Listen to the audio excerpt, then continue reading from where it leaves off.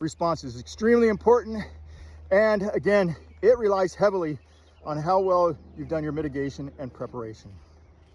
Emergency management has four main categories that are all interlinked and synergistic. It begins with mitigation, which is where you analyze what your risks are and try to determine what you might need to decrease the impacts of these disasters. And then is preparation, and preparation is where you actually put that mitigation concept into play and you begin educating those who can benefit from the education itself. You start stockpiling supplies and you strengthen structures that might be compromised and more. Nevertheless, what you're doing during this time is you're putting into play that mitigation concept to diminish that impact a disaster might bring. That brings us to response, and response is the topic of this conversation. And response is where all that mitigation and preparation actually plays out, and the education that you've received,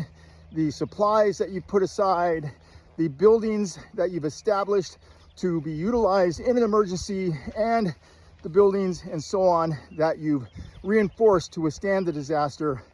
It all takes place during this response time. Hopefully we will be ready. We will have our medical supplies, personal supplies with us, and be able to respond in a rapid manner so that we can create the best outcome for the greatest number of people. This rapid response is so important, and it really relies on the members of the community who can be there within a short period of time.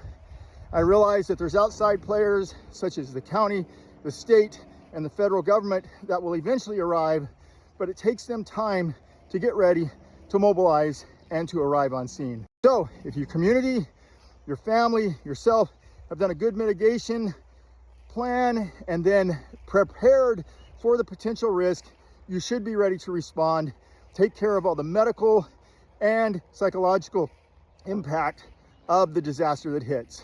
Response is extremely important, and again, it relies heavily on how well you've done your mitigation and preparation.